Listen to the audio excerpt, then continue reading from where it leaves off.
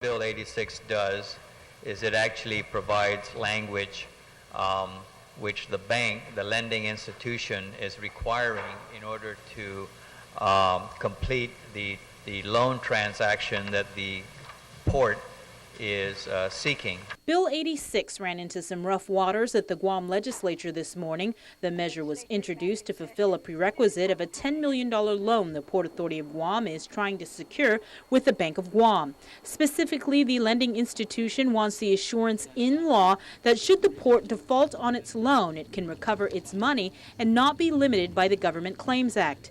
Bill 86 would also provide protections to the port in that it would prevent the bank from going after its real estate or assets.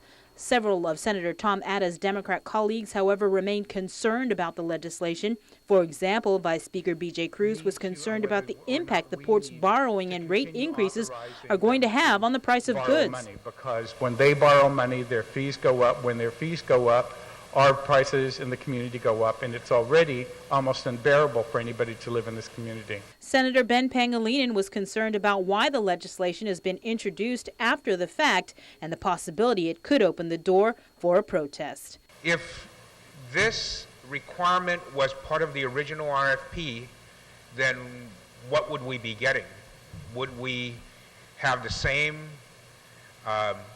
interest rates? Would we have a lower interest rate?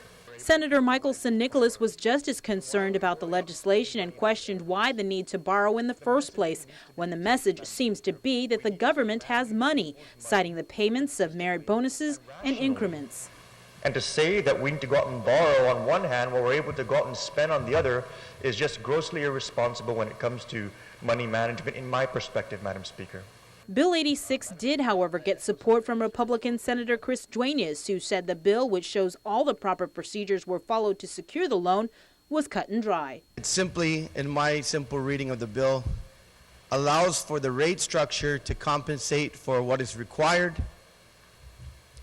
in the servicing of this loan and takes away property, the securing of property against this note. If the port secures the $10 million loan, $6 million will be used for the construction of its waterfront or the Service Life Extension Project, which will shore up weaknesses at the waterfront.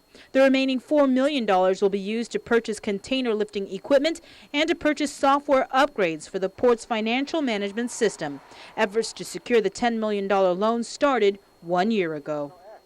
Bill 86 was eventually sent to the voting file. Meanwhile, there are more than 20 bills on this session agenda, as well as several resolutions and the appointment of Henry Taitano to serve as administrator of the Guam Economic Development Authority.